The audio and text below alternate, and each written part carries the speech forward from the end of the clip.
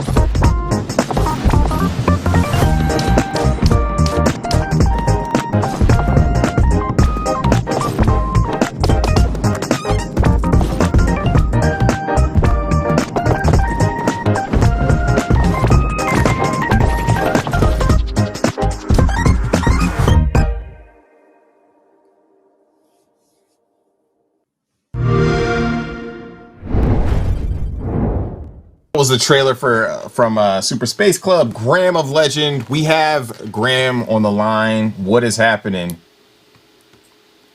Yo, I got very excited to see I was making a Jay and Silent Bob game. I know, right? Like that is totally our bad. But I'm blaming the producers on that one.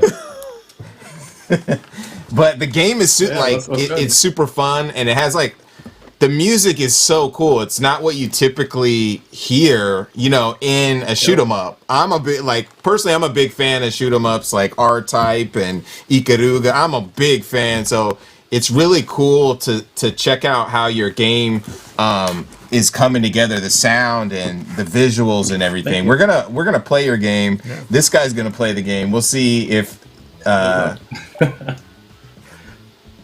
yeah. We'll see how everything rocks out. So can you tell everybody about your studio and how you got started? Yeah, so my studio is just me. I'm Graham of Legend.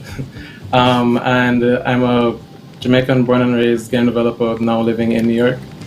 Right now on the game is just me doing all of the game design, the visuals, everything, except the sound design, which is done by these two really talented guys that go by Fat Bard.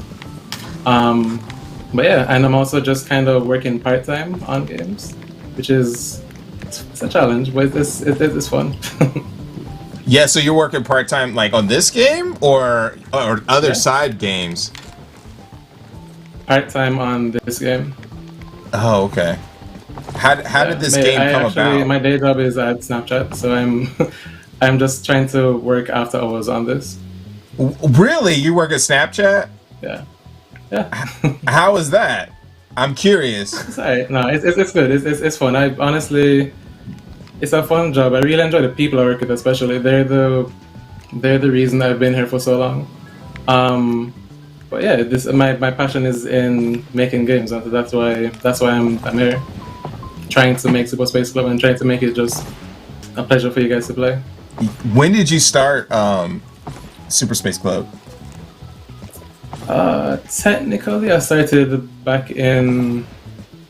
When did Spider-Man Into the Spider-Verse come out? Because that's one of my biggest inspirations, like visually for the game. Oh, I think like back in December 2018, maybe. I see that. But I've only worked maybe like 300 hours or so on the game, so not that long.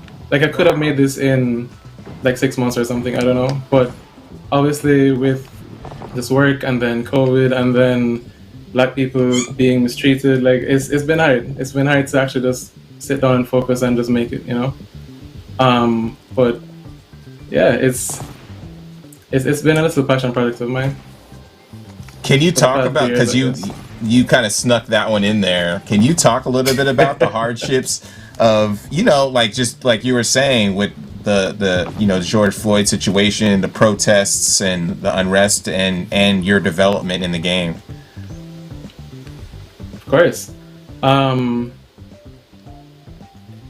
Last year sucked.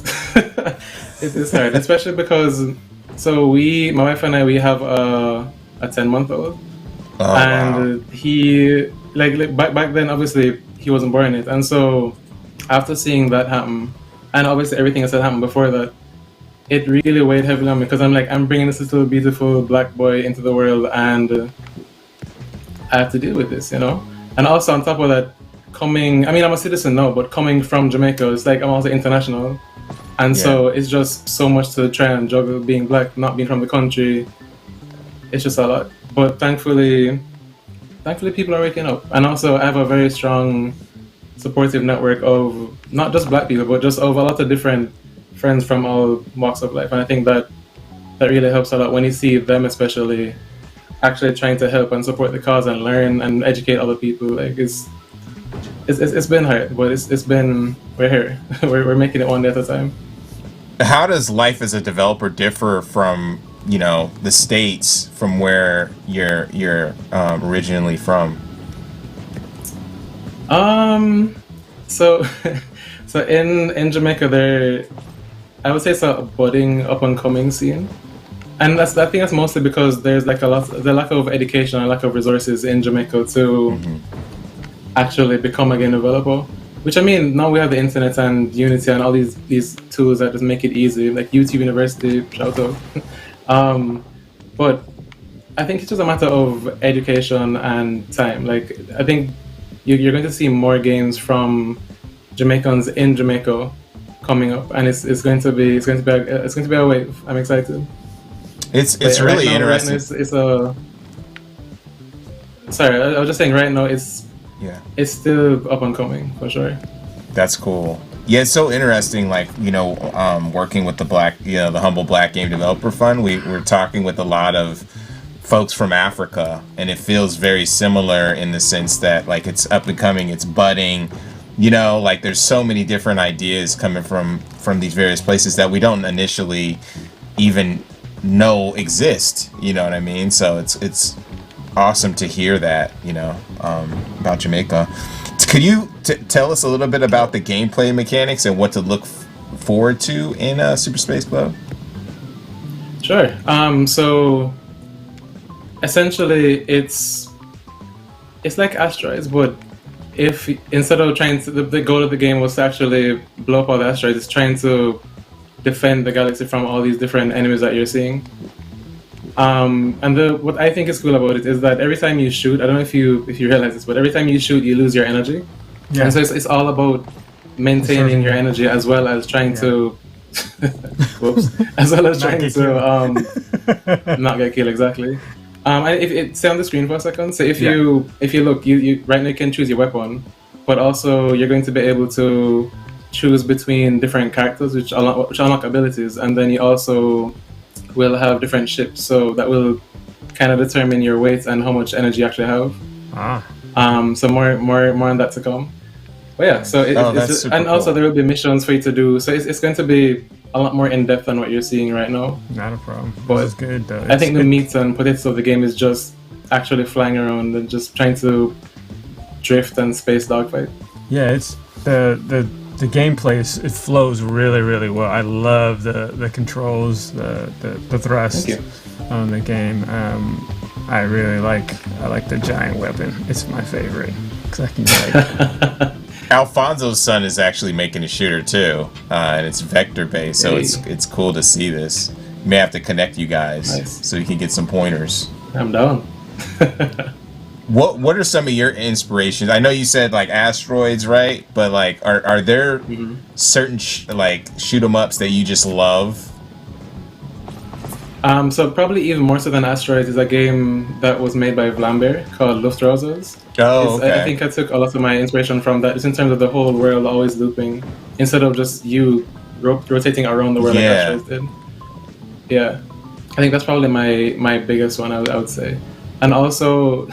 Jetpack Joyride, just because me and my friend, we spent hours upon hours just playing that game, and I love how quick you can just get into it and just cycle through.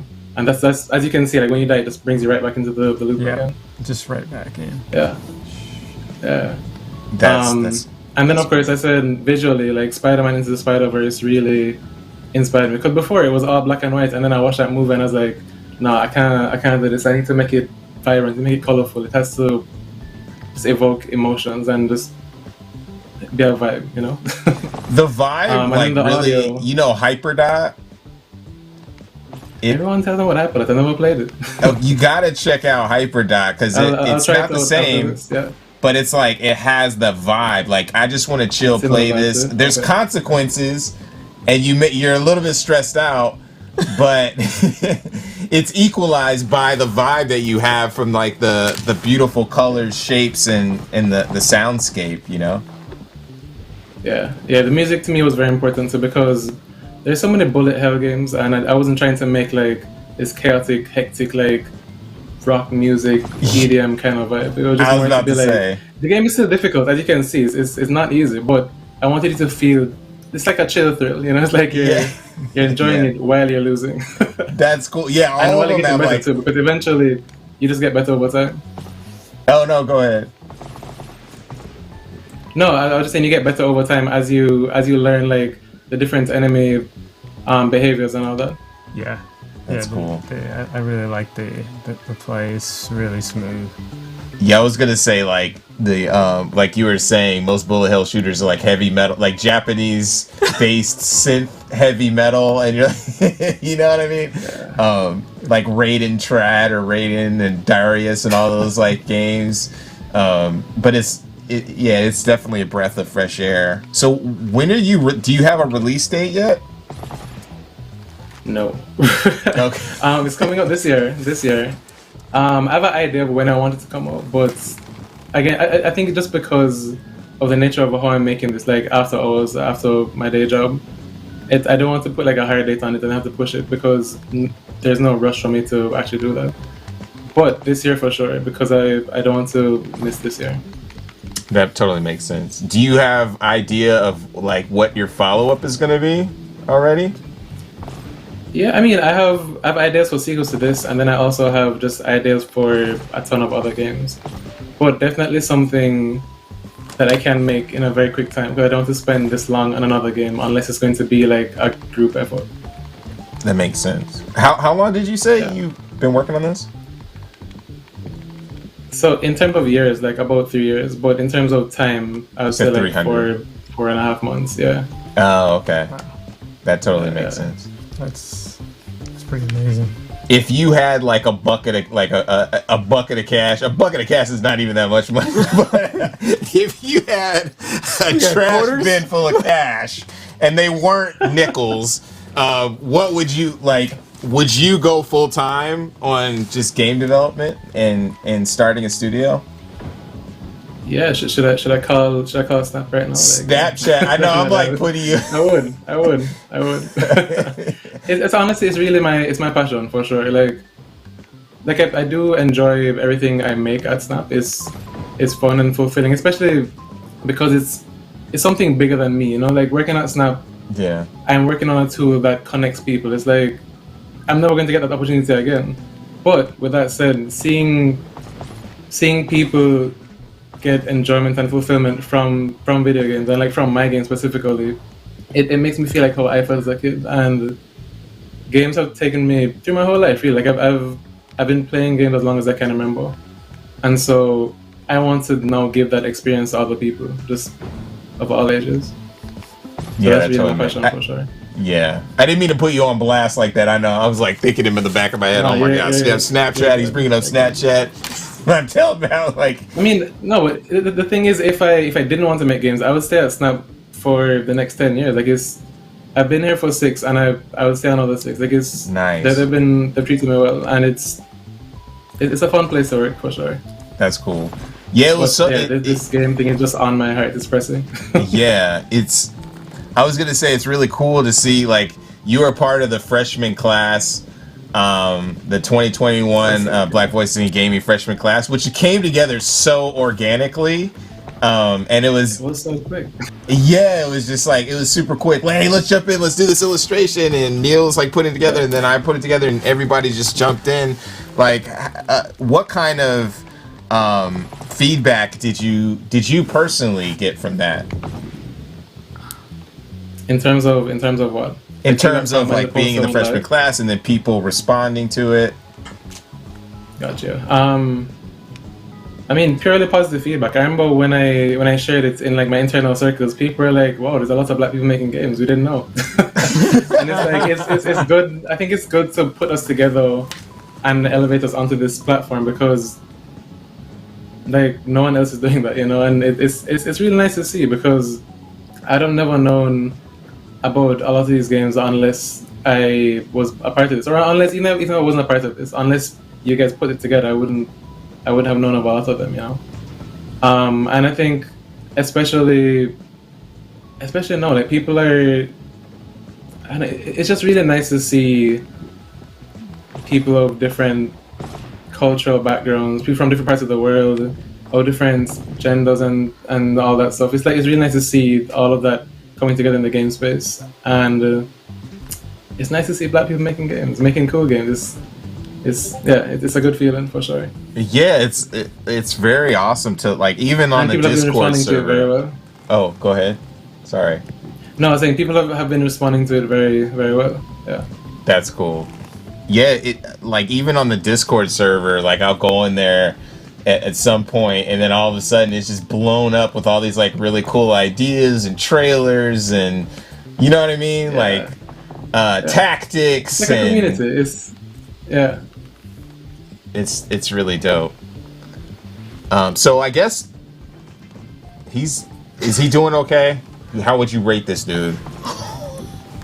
I'm putting him on the spot because Tony was one thing you're killing us. He was like, "Oh, you're killing me! You're killing me!"